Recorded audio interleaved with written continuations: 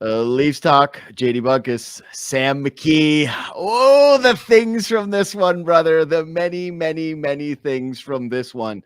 You want to just dive right in? Because there's like a million things to get to. So no foreplay, just go right to it. Go to the hit. No, just get right to business, baby. No, I don't want to start with the hit. I don't. What? The people are waiting for the hit. The chat. Yeah, buddy, you can't. You talk about foreplay. You gotta, make them earn it a little bit. Wow. Okay. I think you just start hot. You go right into it. Here's what I'll say. That's that's an impressive victory for the Toronto Maple Leafs. Sure was. Totally that is a, you are playing with a borderline AHL, not borderline. I guess there's some NHLers in your lineup clearly at the top, but below the real NHLers, it is mostly AHLers in your forward core. You're missing 6 regular forwards from your starting lineup. One of the better teams, heavier teams, a Stanley Cup caliber team comes into your building on one of those classic out of conference, midweek games that are such lull games for the Leafs. And they, with the help of Joseph Woll, they play an excellent game, I thought, for the most part. There's a few chances where they bled. That's going to happen when you have an AHL lineup for some of it. But I thought that's another really impressive victory for the Toronto Maple Leafs. That one snuck up on me. Did not see that one coming. I love my cross-sport references. Yes, give me one. This one reminded me of when the team has the the backup quarterback's down and injured. Tyrod's in. Tyrod Taylor comes in. And they bring in a guy that the world's like, this guy can't do it. They're not going to be able to do it. They're just a backup.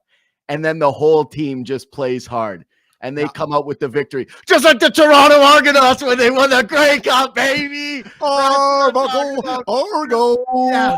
They had Nicky Arbuckle in there. It was on my podcast tomorrow, and they got the W. It was money. It was funny. This was a perfect hockey game for me, just from the sense of, you had new faces that injected some excitement into what is, I think, a kind of a bit of a lull in the schedule. Fans been waiting for this game. It's been 3 games in 13 nights or something stupid. Yeah. They still don't play now until Sunday night. You get a couple of fresh faces in there who some people are excited about. You and I are excited about Gurbenkin. We're excited about seeing Fraser Minton and what he can provide. That line was lighting it up for a short period of time down at the AHL. You get your goaltender who gets a weird start and he gives you a shutout and just a good quiet night. It's a chippy game where this team actually responds and fights for one another after a bad moment. It's a game where you see the coaching show up, where they're blocking shots and they're digging in defensively and they're digging in the corners and playing tough. Nylander's flying around doing his Nylander things. So the Tampa game. Cook, baby, cook. Cook, baby, cook. Keep it going, baby. The best game of the season. But that was my most enjoyable. I was just a full enjoyed watcher this evening. I was glued to it. I was totally just having a blast. That regular season hockey is back. That was so incredibly fun. So I was very, very impressed with tonight's game. Let's talk about the hit. No, just quickly before one more thing. Yeah. Even Berube this morning in his pregame or like this morning skate availability alluded to young guys breathing life into a lineup, right? Like you can have that effect where guys come in and people want to play for them. And it's human nature. You want to make sure these guys have good NHL debuts, their first NHL game or like their first of the season, like it was with Minton. You got your quote unquote backup goalie in net. You want to make sure he has a good night. Like it's just, there was enough change in the lineup to breathe a little bit of life into them. Yep. And boy, did it ever. So now we've done our more takes on that later. We've done our foreplay. It's time to get to the main event. More takes on that later, but now the moment you've all been waiting for. What is this? Red talk tweets and a bunch. No, it's just a bunch of people. You're in there though. Oh, it's at the top. Yeah. It's at the top. It's at the top. For people listening on the podcast right now, we've done the producers did something we haven't seen before, which is they have taken a bunch of tweets and smattered them across the screen for people being mad about the refs. So anyways, we don't talk about the refs, but it's time for ref talk. That was great, guys. Good job. A little creativity there. Don't mind it. I'll start with this. People got to go see your tweet because it's so good. Because if you didn't see the Jay Leno thing, you and I were sending each other different Jay Leno memes all day. So we were primed for a great Jay Leno tweet for you because you and I sent, I don't know, I probably sent you like 5 different Tony Soprano. The Jay Leno thing is the funniest thing that's happened in a really long time. It's so funny. You can never convince me that Jay Leno didn't have the exact episode of The Sopranos where he's got the friend from the sporting goods store who's like keeps getting lines of credit, and then Tony makes him buy all the airline tickets, and then there's that moment where he tries to like, oh, Tony, our kids go to school together. He grabs him by the collar and shakes him and shows him what a monster he is. Jay Leno had one of those moments. 100%. Sure. But yeah, you had a great tweet at Sammy McKee. Okay, I'll let you go. Like you tell me what you think. So I've watched this 100 times, and I'm watching it here again now. Yeah. And I've been watching my hockey my whole life, and for a huge part of my life, this was a fantastic hockey hit. This is a perfect bang on bang, bang bang play that you're happy about. That's a hit that you're happy about. Mm-hmm. I have a hard time as like an old school hockey fan being like, oh, that's brutal. That's a major, throw him out, this and that for that hit. But by today's standards, an elbow where the principal point of contact is in a guy's face, elbow rising up, feet off the ice, it's a major penalty. It's just a clear major penalty. And for them to even go to the iPad and have a look at it and still determine that after looking at it a million times, there's nothing there, I disagree with it. I just disagree with the decision that they made. People are up in my mentions being like, oh, you're Sportsnet colleagues. Are you going to bury them? No, they can have their opinions. I'm not like, they think it's a clean hit. That's fine. I don't think it's a clean hit. You're allowed to disagree with people. I don't understand by today's standards how that's not 5 in a game. I don't think it's a war crime by any stretch of the imagination. I don't think it's an awful play, but it's still a major, and he still should have got the game. That's how I feel about it. You? I will be the bad guy. You need Who's people the bad like, guy? You need people. You need people like me. I agree with what you're saying. I think that there's a lot of layers to this. One being that Leaf fans have been feeling for quite some time, going back to Nazem Kadri, that there's a double standard with the way that the league office handles the Toronto Maple Leafs and the way that they handle everybody else. And so I think I can understand that frustration as well as anyone, right? And I've been somebody who has gone on record many times with not just like for the show joking about it. I genuinely do believe that this is a conspiracy that's true. And you can make that a bozo. Lots of people have conspiracy theories that make them bozos. Mine is that George Peros genuinely adds a Toronto tax to fines and to hits, and that is a very real thing. Yeah. I think that coming off of the Reeves hit, coming off of that, what do you call, like that context of where Leaf fans are at, coming off the fact that like Nyes is a fan favorite and that there is principle, like point of principal contact to being to the head. I get it. Like I'm not going to tell anybody, this is not a hill I'm dying on here. Like if you would have told me he's out for 5 in a major, I wouldn't have batted an eye, right? Like you said, that's the new standard of the game. Yeah. But when we're breaking it down slow-mo, I'm just saying I can understand where the refs are coming from on this one. I'm just sorry. I'm not going to be bullied into a take that I don't believe in because the internet is mad. This is the way that I see it. Okay. And again, everyone can have their own interpretation. Nyes peeks down. He takes a look down at the puck and he's flying through the neutral zone and the defenseman steps up into him. He doesn't put out a chicken wing. He keeps the elbow tucked and he kind of like makes the contact with his like chest and his head at the same time. Like, I don't know if it is immediately to the shot. The elbow looks like it extends in the post when we're breaking it down. And even the feet launching thing, just to me, again, just my thing. It looks to me like more like he's leaving his feet like after they make the collision. But whatever, he is launching into him. So again, like it's not a hill I'm dying on. I don't think that this was like when I first saw it, I'm with you. I went like, okay, that's a major. I think that it depends on kind of what you want from the league. Do you want them erring on the complete side of caution with hits like that and throwing guys out every time it's one of those? Or do you want them going the other way? And personally, like I'm the type of guy who would rather have it where like that's not throwing you out of the game. So it sucks. I hope Nyes is healthy. He's been the Leaf I've enjoyed watching the most this season after Stolarz. But I can't pretend that this was the most horrific hit I've ever seen. I think that what you're talking about is bang on, which is that it just feels like such a double standard when this does not look like materially different than Darnell Nurse and Ryan Reeves, which I do think was worse, but not by like an aggressive margin. No, like Reeves is clearly worse. Yeah. The result is worse with Reeves, where there's a bloodied guy on the ice and he gets his shoulder into his head and the head is, Yeah. but like this is a millimeter away from being that situation. Yeah. I will say, like, Gaz alluded to it on the panel, and I thought the guys did a good job. So I can't. Okay, Gaz alluded to it in the panel when they're breaking it down, and he mentioned Nurse as well. Like a huge part of this is guys not expecting to get hit anymore. Yeah, and like look at the two spots that these guys get rocked in. Mm-hmm. Like, I saw a clip of I forget who it was talking about it, but they counted the steamboats. Maybe Shane O'Brien talking about Nurse coming around the net.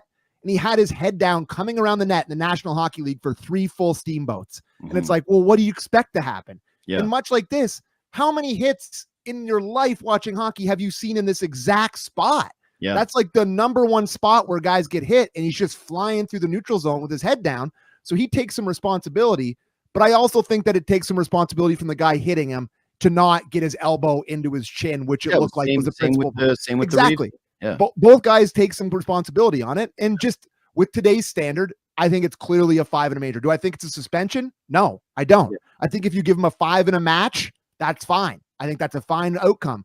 But for him to come out of that with nothing and the Leafs to go on a 4-minute kill, that's a tough pill to swallow for me. Dude, that's a really tough pill to swallow. When that happened, when they threw the Vegas power play graphic up, I was like, oh, the guy in the truck screwed it up. Yeah. I sat there for and then I counted the players. I was like, what? I was like, I was very confused as to what was happening in that situation and how they called it that way. So to me, had they called it what? No, I was just going to say, had they called it a major, I wouldn't be like, oh my God, I can't believe they called that a major. The league's gone soft.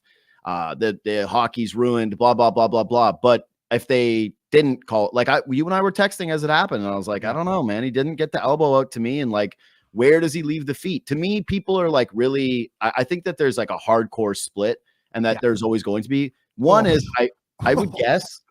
You're watching on YouTube. We just put up the Reeves on. That is so like hard. That one is so clear that he goes head, like shoulder to head first, right? Yeah. Like I'm just, again, can we not just be fans and then also look at these things with like logical eyes? That's Ryan Reeves' shoulder going right into the head. This one is like he's meeting him in the chest and the head at the same time. Like you just can't tell me that it's otherwise. Like that's right there in his chest and his head. Like the elbows meeting both those spots. So it's a tougher one for me. It just is. I think one of the main complaints I get from Leaf fans, and being a Leaf fan myself, is just the inconsistency. Agreed. And I think that's what everybody feels with officiating in the NHL. That it just feels like regardless of who you have on a night-to-night basis, you have no idea which it's going to be. 100%. And Leaf fans, add this to the list of refs that Leaf fans hate, but I got a lot of shocker. It's Eric Furlat tonight. So whenever there's a name, when there's a name dropped, I'm like, oh, he must have done something bad, because I know the Wes McCauley stuff with, the whole Keefe thing and all that. That was real too. That was another conspiracy. I was in on that one. That was a good one. And, there's that other, I forget the other ref's name, but there's a few that Leaf fans, but I definitely know Eric Furlat. So that's one that people were tweeting me about. But yeah, it's just inconsistencies. I thought it was definitely enough to be a major, and they didn't call it. And here's the thing. I hope Nyes is all right. I will say the first initial shot, I don't know if we can bring that back up there. The first initial shot of him sitting on the bench, I would say he looks like he's all there. I wouldn't say that he looks like he's totally scrambled. I think he's just kind of catching his breath, being like, what just happened? He's kind of he looks like he's got his wits about him.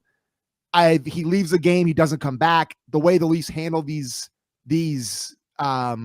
situations, they're very, very careful, very precautionary with this stuff. I'm not too worried about him. He's a big guy. I would imagine he'll be back at practice, and he'll probably be playing soon. I'm not too worried about it, but you really hope it's not a long-term thing, because boy, see, look at him here. If you're watching on YouTube, he's looking around. He looks like, I thought he was fine. I thought he was fine too. So hopefully he's all right, because they need him, especially with this lineup with the rest of the AHLers in there. But hard hit, bang play. It's a fast league out there, man. Like, God, that's a hard hit. So this is the only point I'm trying to make, is I know this will be a very divisive hit. I'm fine with the chat. Just light me up. Bozo, don't know it. It's a fine take. I honestly, I agree. Like, it's fine. but again, I understand people being fired up about it and being pissed off about it. And like you and I are the same. Like we're both pissed off with the inconsistencies in the league too. I do think that it was enough that it could have been a major, especially like you said, with the context of the league. I can't lie and pretend like I don't see this from the league's perspective at all. And can't understand like for the life of me, how this is a thing. Like I've watched it 100 times like everybody else. And I think that this is actually like, it sucks because a guy got hurt. Like clearly, because Nyes had to leave the game. But I actually think this kind of stuff for sports fans is actually generally like pretty enjoyable debate. And when people get so pissed off that the other side doesn't agree with them, I'm like, I don't know, man. It's like it's sports, sports take. But anyway, I fully, like I said, I will be the bad guy. Who's the bad guy? Who's the bad guy? I will be the bad guy. You know what I really loved about it though was how the team responded afterwards. Yeah. And Timmins took like an egregiously dumb penalty. He's horned up. He was horned up. He just wanted to kill somebody. Everybody wanted to kill somebody for 10 minutes after that happened. Yeah. They were running around and he wanted to do it. Can I give you a take? Does it not feel kind of more like Tavares has been more the captain than ever before? Like that's like, since they stripped him. I couldn't agree more. Like the Leafs captain is, over trying out for striker for Bayern Munich. And this guy's out here actually fighting guys over a hit. And, I will say that neither of us were super high on that decision. I think we were both like accepting of what happened, but I don't think either of us were thrilled that it happened. Hell no. You got to respond like that. Your guy got knocked. No, I was talking about the captaincy being stripped from Tavares. Oh yeah. Oh, that. Sorry. Yeah. And, I think his play outside of the few games where he came back when he was clearly sick as a dog and lost whatever 10 pounds he did, he's been stellar and he's playing hard. And tonight he looked like the captain out there and he's in there fighting. He's great on the power play, almost scores. He's got to play first line center now. I'm so impressed with this. Like this never used to happen. I absolutely love it. But I love that he gets in the mix there. But there's two things I want to say out of this scrum too. It's like we've criticized the Leafs so many times for not getting each other's backs, and they had the famous game last season where it was like you're not the Bruins, and the Bruins make fun of you, and they're like you guys are cowards. And then Morgan Riley snaps because they're like, oh, you think we're cowards, so now I'm going to do this, right? It's got this big ripple effect. That felt just real, like that felt like not forced. That just felt genuine. And part of it too is that OEL when he's like, yes. He is a sneaky. He loves it. Dude. Run the tape again. Watch OEL in this scrum. Like he's flying in there and he wants a taste. Like he is so ready. Who's the guy that runs into him? The guy that runs into him does like a swan dive into the boards. I don't know which guy it was that actually does it. Maybe it was Howden, 21. Yeah. Watch this swan dive. Yeah. And then he's immediately like, let's go. Oh, dude. And right away, I was just like, I'm going to lay lumber in this guy's back neck, wherever the lumber lands, baby. It's going in there. And then Tavares flies in. Anyway, I loved it.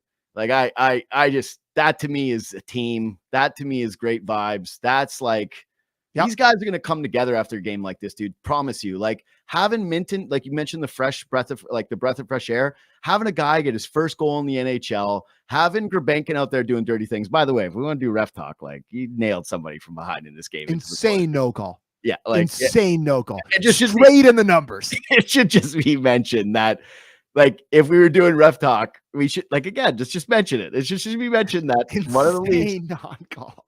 Cross-checked the guy right in the back into the boards, and his head was like had a huge red lump on it because it was a hurty one. It was a real, it was Shea Theodore. Yeah, it was like, oof, that's a bad hit, dude.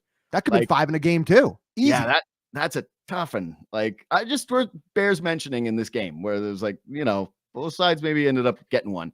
But just to have those young guys come in there, have some moments, feel like they're a part of the team. Minton gets a goal. Them shorthanded winning the game, having Wool get a shutout. Like, dude, how many block shots? I think I counted. I wrote it down before going into the third period. I didn't get it after. I should have done it with all the time we had waiting for radio. There were 12 players. 12 players that had block shots going in the third period, including Lawrence, who had like 4 of them going in the third. This was just such an awesome team effort. I guarantee you they're having fun tonight. They got the whole weekend off until Sunday. Go out tonight, fellas. Enjoy yourselves. You earned it.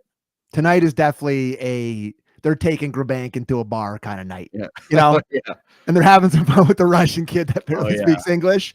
Like the boys are having a good time with Grabankin tonight, Hey, guaranteed. he That said guy, it before the game. He was like, if we win, I have good time. If we lose, I have not so good time. blows me away the guts of these guys.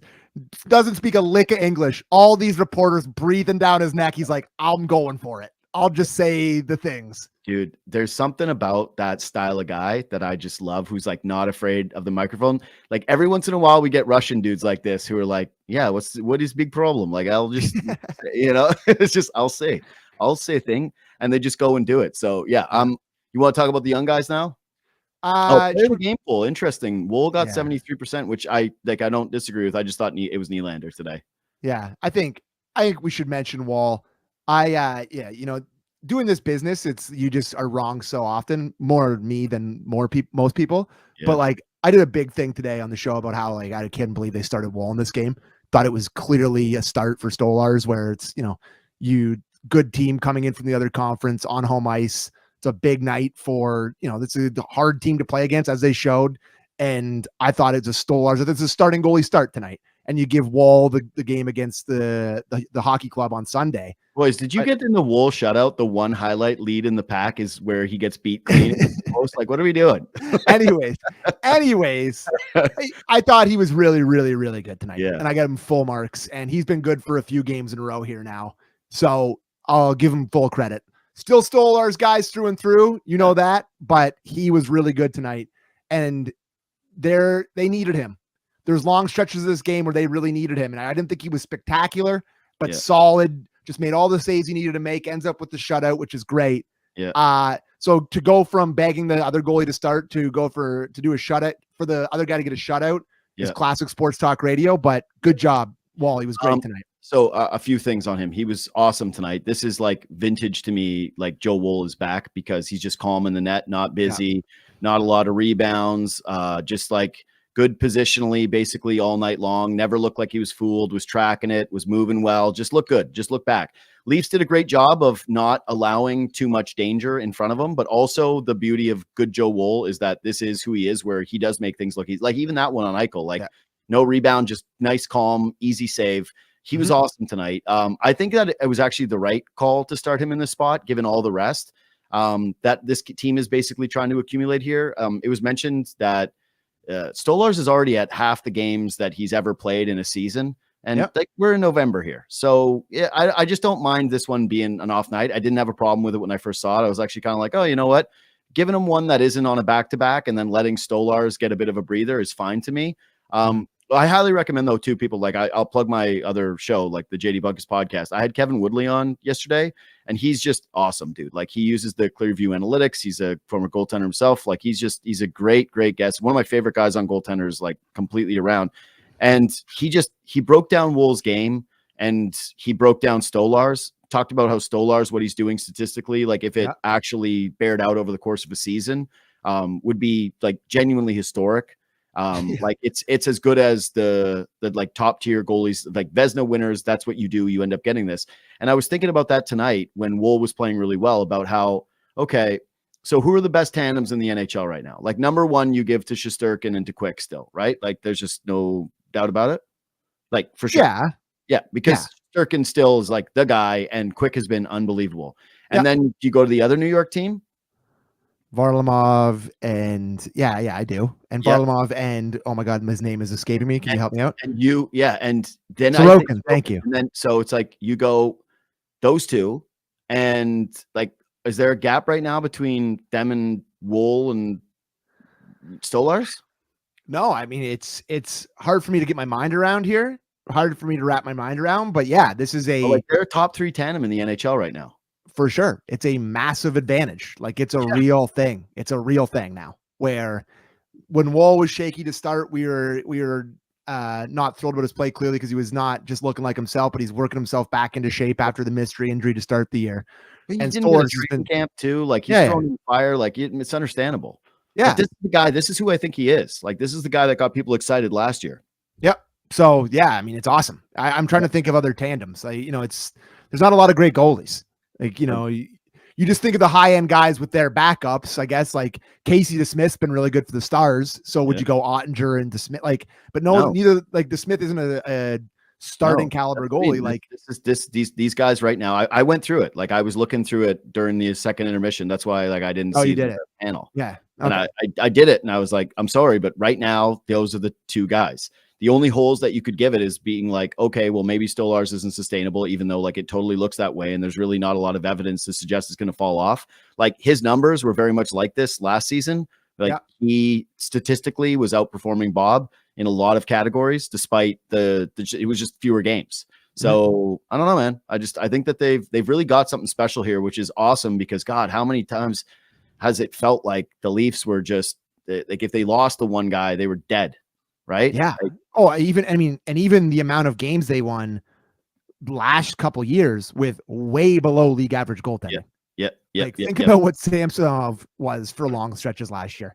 Yeah. And it's like Matt Murray was getting big stretches. Like they actually it took, Brad Treliving one off season to fix the goaltending. Wall's a Dubas pick. I'll give him that. But like to pair him with Wall, it's like they're immediately have like a real goaltending team. So it's awesome. It's genuinely, especially when you consider that he's on a $2.5 million deal, like the Stolarz. It's just like it's an unbelievable impact.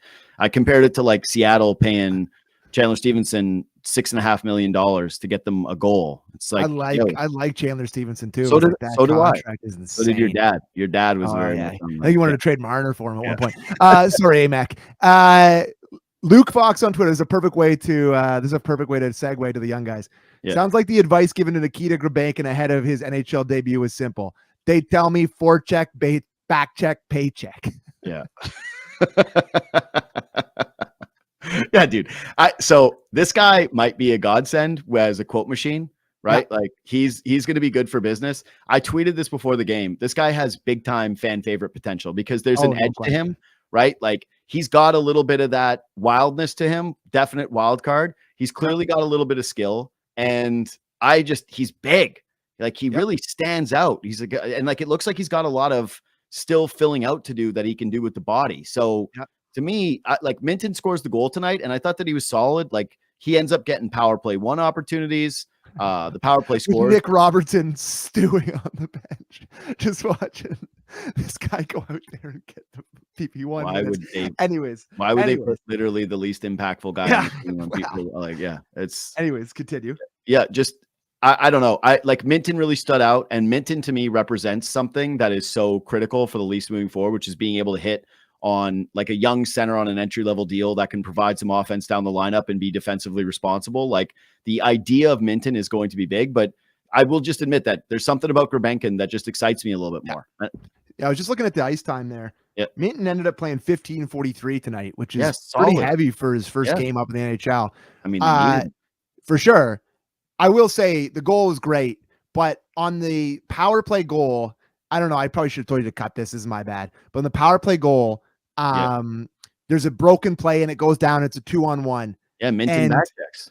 The horse that kid gets on with all like every bone he's got in his body as hard as he can get back. And it's a bad pass over to Kolasar. It's not going to be anything. But like he gets his stick stretched out. He impacts the play. Puck goes down the other way, goes to Nylander, and he shoots it through Aiden Hill's Mack truck of a 5-hole there on that play. But I just love the effort from him. Like, we had Books. So you had Books on your show. We had him on earlier in the week talking about him getting called up. And he fits the scouting report. He's below the puck, smart, big enough, got a bit of a scoring touch as you see tonight, scores the winner for his first career goal. You love that. That's a great feeling. Buddy, it's because until Holmberg scored tonight, right? Like that's the first guy that's a depth set because Domi's sitting on no goals. Holmberg was sitting on no goals. And so was Kampf. So it's like that was I'm pretty sure, right? Like that's the first. I don't think Kampf has scored. Maybe an empty netter for Kampf. I'm pretty sure that's the first depth C goal of the season for the Leafs centers. Like I'm pretty sure, and he did it immediately. Does it in the first period. Yeah, Domi's like, what do I gotta do to get? All the guys who don't score are like, are you serious?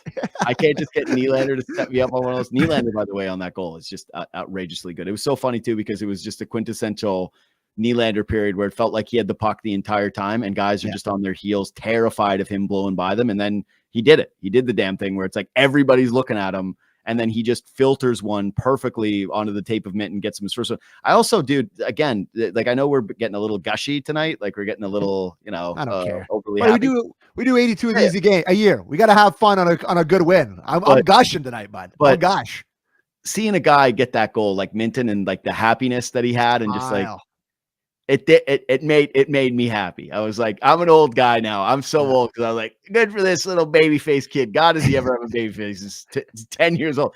If they were like, Minton lied about his age opposite, like, it was he's like the opposite of Miguel Tejada. Yeah, that's what I mean. Like, he's the opposite. They were like, where did you get this?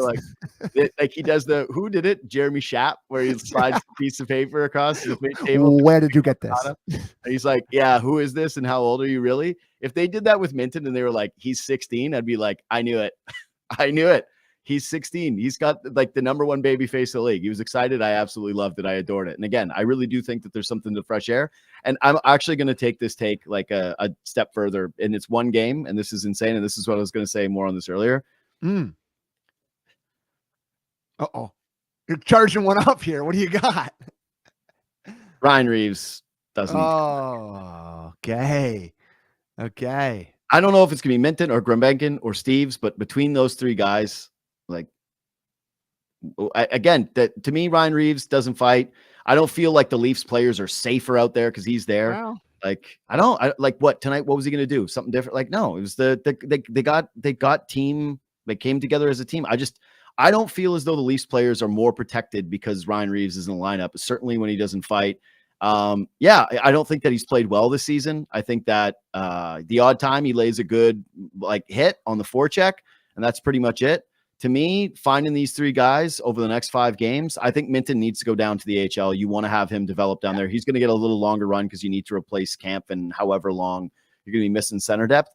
But to me, it's like, I just have a hard time believing that what we're going to get from Grimbenkin and even from Alex Steves is not going to make me feel like, yeah, put those guys on the ice more than where Ryan Reeves is at in his career. So it's like, talk about a guy I didn't miss. I'll disagree with you a bit on Steves.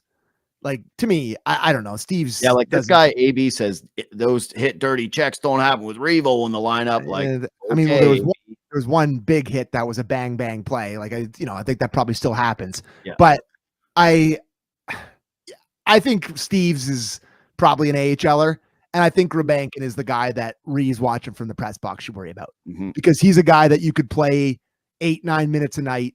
That's going to give you an effective sort of physical presence that's in other guys' faces. That's got obviously a little bit of a scoring touch, although he tried to pull it to the backhand and just went straight over top of the goalie tonight. But I think he's got 10 points in 13 games for the Marlies, so he's clearly got a bit of a scoring touch down there. Yep. I think that's the guy that you would worry about. I agree with you totally on Minton. The first time one of these centers is back, I want him back down in the Marlies, honing his skill a little bit there. But yeah, I will say you're good to take that take early, because I'm sure that's going to be bubbling up here as they go along, and these young guys look like they're full of life and good. I don't necessarily agree, but I can see where you're coming from. Totally. Yeah, I don't think Reeves provides the Leafs with anything anymore. And the intimidation factor thing is total BS to me. I don't think anybody's like adjusting their style of play for Ryan Reeves in 2024. Just what it is. Like, I think the guy's a good locker room presence. I think he's a popular teammate. I think that he's good for a good forecheck every once in a while, but like, he's slow. He doesn't add any touch or goal scoring.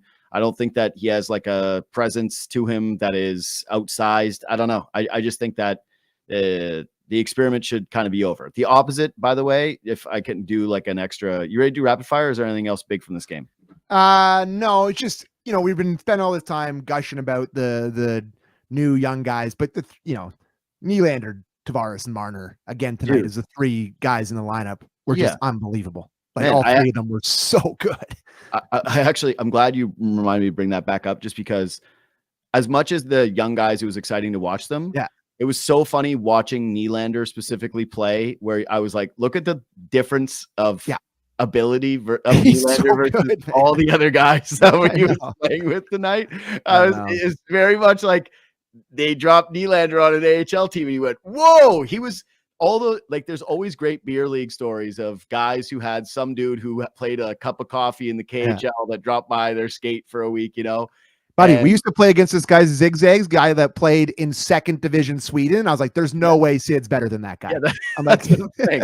And that was Nylander tonight, where it was just like, yo, you don't belong here with the other guys on the ice. It's not really fair. Like, pretty noticeable when he came over the boards. I thought Marner and Tavares were good too. Like, I agree, but Nylander was just the full. It was the full Nylander. I was actually thinking about some Four Nations Cup stuff tonight because did Aiden Hill make you feel great? Nope, he didn't. Yeah, but when Nylander ripped that 1-5 here, I was like, oh God, that felt good. Now it might not feel so good in a few months. Wearing those, what's the three crowns on that yellow tarp? Yeah, oh God, feeling good about it. We just immediately hating Nylander, be like, this guy, yeah. Then coming back if he has success and going, tries harder with Sweden, just being sour about that. That's going to be a popular conversation at the Tim Hortons in Mimico. Let me tell you. Yeah. Oh, guaranteed. Okay. Rapid fire time. Yeah. Let her rip. Number one. Number one. I have it us. We are going to be 71 enjoyers, but yeah, we already went over that.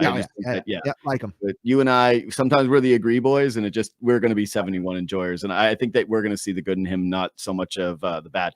But I gotta shout out Steven Lorentz for this game because this was an awesome Lorentz game. Great on the PK. Oh God, that should even be a bigger topic. Is I've got that there, man. Lane Lambert and what he's done with his penalty kill deserves so much credit. These guys battle. They kill a ton of penalties. They're shorthanded again tonight. So to me, a lot of that is like coaching when you're just firing different guys into your PK and it's still working. But either way, Lane Lambert, he's probably been the most underdiscussed, underrated part of this season. Good call. Right? Good call. That the penalty in the league now. Where are they?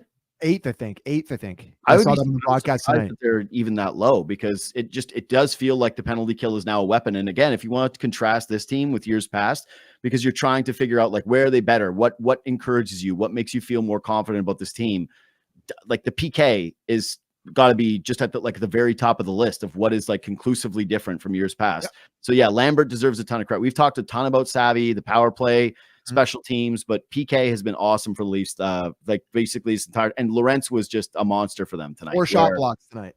But he had 4 going in the second. I didn't see after that. I didn't look at it, but some of them were awesome. So he was just phenomenal. So I thought that this was like a real standout Lorentz game from a depth guy. He popped. It's funny, I was watching, I was talking to Borny the other day, and he was talking about watching some Oliver Ekman-Larsson highlights, or he was watching the 24/7 thing, the newest one. And Oliver Ekman-Larsson scores a big playoff goal in the finals. You remember it against the Oilers. And Oliver Ekman, he clapper hammers it in the ice. It's the Stanley Cup final. And he's like, Steven Lorentz is out in the ice, and that's happening. It's like this guy's playing in massive games in the playoffs. He's a bit player, but during the final, he's playing in finals games. You know what a privilege that is, and how good of a hockey player to get to that point for you to actually get to play in those games. And it's like, it's not pretty, but this is the type of guy you win with in your bottom 6. The guy's out there blocking shots. He's diving. He gets hit in the foot, and then he tries to move harder into the shot, trying to block shots. He loves being a Leaf. He's a very passionate individual. He's already scored a couple big goals for the Leafs this year. You don't need a ton from him, but what he's given them, he's an awesome 4th line player that knows he's a 4th line player. You and I love the dogs. Like we love those players that just have it in them, that internal, and it's like he's got one of them. Anyway, last thing for me on the rapid fire, I think, is awesome night for Benoit too. Do we have the clip from the first period that I asked you guys for? Yeah, like this is the vintage Benoit that I want, where it feels like he's an athlete, dude. Look at him just track behind the net, bury, and then just give the extra little shove, and then he sticks with the play and is just there battling the entire time, doesn't lose position, gets back in front of the net, hunts out the puck, and then gets the make sure basically that they're getting the clear. This was for sure Benoit's best game of the season. I don't know what else we would even compare it to, but he popped. He looked like the guy that people fell in love with last season. And you can't take him out of the lineup after this game. So whatever the Hawk and Paw schedule is, he's sitting an extra one because Benoit definitely earned more ice after tonight. 8 hits tonight for Benoit. Here's what I'll say. This is why internal competition is awesome. Because this is a guy that was pretty comfortable in the lineup last year. He played on a pairing with Jake McCabe for a lot of the season. That's a big part of why I think he was very good was because he was playing with Jake McCabe, who makes a lot of people better. And I thought that he took a dip to start this year, clearly, but you take him out of the lineup, make him watch for a couple games, and it obviously motivated him. And he was playing super hard. His attention to detail was great. He was checking hard. Yeah. I mean, I think Hakanpää played 12 minutes against the Oilers. He barely played. Like, yeah, you're going back to Benoit, no question, all the way on Sunday night, which is insane that they don't play again until Sunday night. Plus, but yeah, even if he was great tonight. Guy, like, again, this is the longest Leafs talk we've done all season. So we'll wrap this up soon. But you're a Hakanpää guy. That's I want him to turn out great. I think that hopefully, ideally, given his size, what he can do, his track record, all those different things. But you just feel so good about the 6 guys you have if Benoit is going to be doing that. Like, if that's the style he can play, if he can string more of those together, damn, you're feeling good about this blue line, dude. Like, especially in comparison to years past. Okay, we got to wrap it up. Last rapid fire thing. We've been gush fest tonight. Yeah. The negative thing I'll say: stay in your damn seats until the end of the game. Oh yeah. If you're driving home in your car, listen to Sportsnet 590 The Fan, listening to us talk about this game, and you left that game early, for shame. You shame the city. For shame. It's a half empty. It looks like a college game. It looks like it's like a Florida Panthers game. What are you doing? Yeah, I texted you that. It's reminded me of just like a half empty, like not real college hockey school where you're like, absurd. Okay, and there's like 5 minutes left in the game, and the goalie's going for a shutout. It's like I just don't get it. I just don't. I get the part that so many people are priced out of the lower bowl, and so you get a lot of people who just like don't really care, and they're like, okay, we got to get out of here anyway. I know we bash them all the time, but because you deserve it. Like, you deserve it. It's so sickening. And again, like, you and I grew up very much being like, oh my god, the dream of being able to go sit in those seats, and like, whenever I've gotten the chance to sit in those kinds of seats, I still get to feel like that, like, little kid that grew up going, this is unreal. Like, this is 3 stars. The 3 stars are as much a part of hockey as any. Like, stay with the 3 stars always. Must stay with 3 stars. You gotta get right back to where we started from. You gotta be like an ER doctor, and they are like, we need you. I'm sure the 2 minutes early you left is gonna make the gardener not busy. That's what I mean. Like, it's just such a for sure. It's just such a weirdo thing. Anyway, whatever. Again, I know that people in the city are broken by the traffic, but just stay in your damn seats, for God's sakes. You shame us. It's such an embarrassing look. It is. It's so bad. One of the games of the year, and you bozos are all just, I gotta get out of here. I'm a big important guy. Like, they don't go to the game, give the tickets to somebody else, for God's sake. A kid. God. Ugh. Yeah, it disgusts me. Anyways. All right, subscribe to this podcast. Do us a favor. Young JD. Now they're clowning on you. Yeah, I hope they. Honestly, that kid and I share the deep baby blues, so I don't even view that like that kid. Enjoy a full life of just having piercing blue eyes, because it's not bad. It's not a bad thing to have. Okay, subscribe to the podcast, leave 5 stars, hit thumbs up on YouTube, share it. Leave a comment again about how much you disagree with the hit. I love it. I'll read them. I'll go through it. I'll read tonight's YouTube comments. So I'll fire through that. You're a brave man. I've never gone through that. Hey, listen, like I said, I'm not afraid of disagreement. I'll go check it out. So yeah, you can leave the hate. I'll go parse through it tonight. Some of you guys are just licking your chops. Oh yeah. Why did you say that? I'll read them. I'll read the comments tonight. That's what, if you leave the comments, just juice it up, share it, do those things. I'll read them. I'll read the comments tonight. Thanks for listening. Thanks for watching. For me, follow me on Twitter and Instagram at JD Bunkis. Follow Sam at Sam McKee, and we will see you on Sunday. Weird one, but yeah, Sunday. We'll see you then.